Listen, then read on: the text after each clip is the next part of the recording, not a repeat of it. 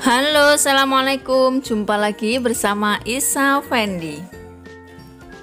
Bagaimana kabarnya teman-teman? Sehat semua kan? Semoga selalu diberi kesehatan ya dan dilindungi oleh Allah SWT. Amin.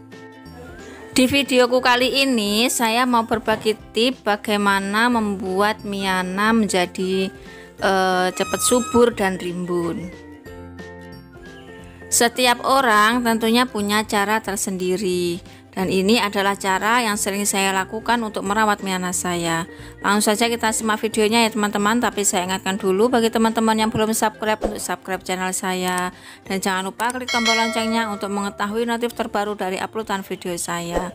Stay tune terus ya, dan jangan di skip, barangkali nanti ada ilmu yang dapat kita petik bersama.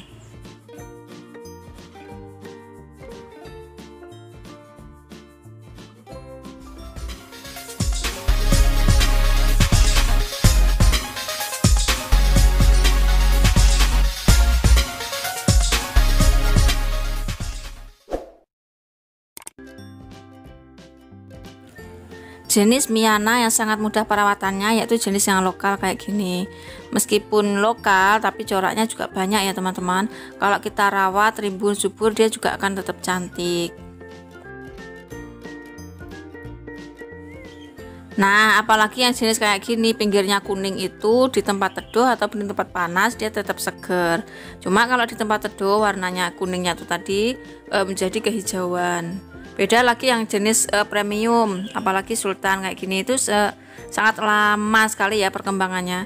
Perkembangannya sangat lama dan juga mudah sekali lonyot batangnya. Itulah kenapa kalau jenis premium itu harganya mahal, soalnya perkembangannya lama. Jadi untuk mendapatkan satu stek saja itu butuh waktu yang sangat lama dibandingkan dengan yang biasa. Ini jenis pandan itu kan biasa, itu cepat sekali rimbun. Beda dengan yang jenis Arjuna, ini jenis premium. Apalagi ini jaring laba-laba, ini juga lama sekali. Ini mempunyai daun yang sangat lebar.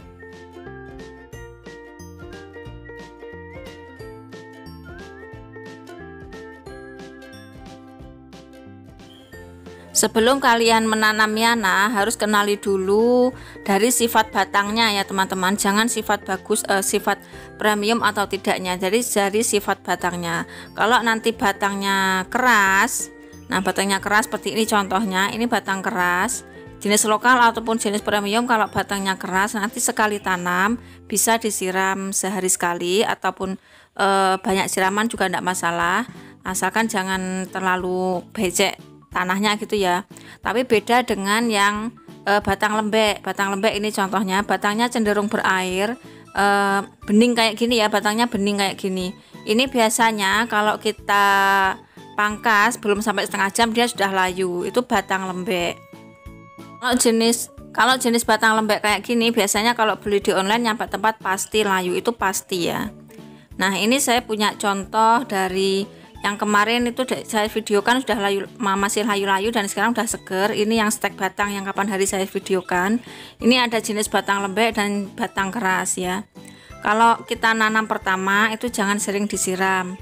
Ini sudah ada akarnya. Ini sudah kira-kira 5-6 hari ya ini. Sudah ada akarnya. Ini medianya saya menggunakan tanah sama sekam biasa saja. Nah, bagaimana membuat mie Ana jadi subur dan rimbun? Ini hal sepele tapi penting ya teman-teman, perhatikan ya. Kalau sudah seperti ini saya angkat ndak putus, ini sudah kokoh akarnya. Kalau sudah seperti ini kita pindahkan ke pot yang lebih besar. Meskipun kelihatannya sepele hanya memindahkan ke pot, nah itu sangat penting ya. Meskipun hanya sepele itu sangat penting.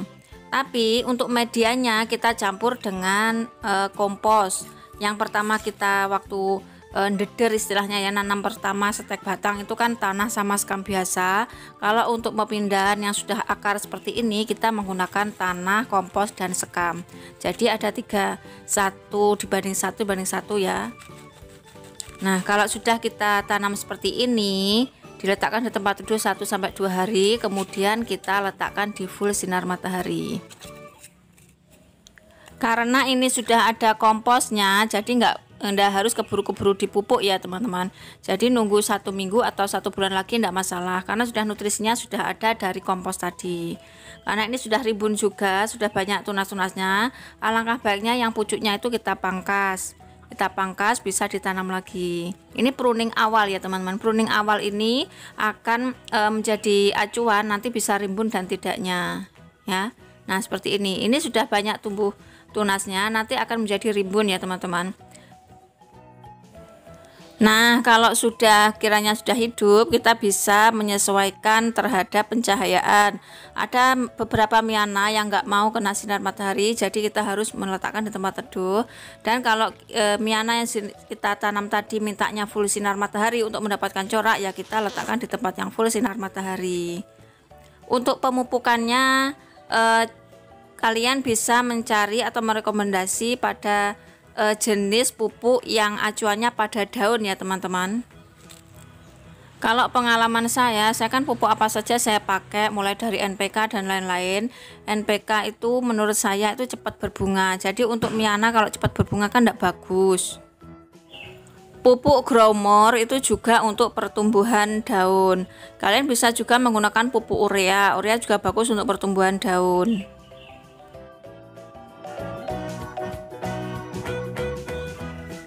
Nah, sedangkan yang saya lakukan ketika tanaman saya sudah berindil, tinggal batangnya kayak gini.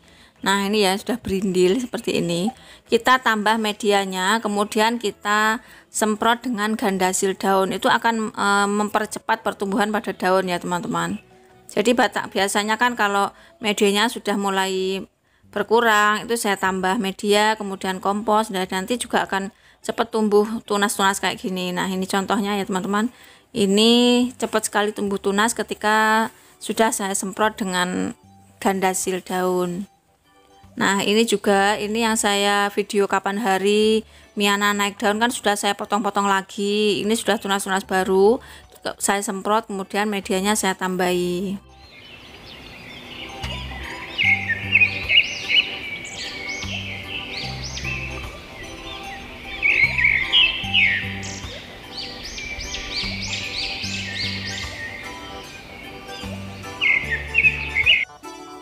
Nah, sangat mudah sekali kan, semuanya pasti bisa untuk menanam miana. Meskipun pemula, tanaman ini sangat mudah ya, sangat mudah. Bisa dikirim stek batang, nanti meskipun jauh, layu, rontok daun, itu sudah biasa, tapi batangnya masih segar, itu masih bisa ditanam. Selamat mencoba, semoga bermanfaat. Jangan lupa subscribe, like, share, dan komen. Sampai ketemu lagi di video selanjutnya. See you next, bye-bye.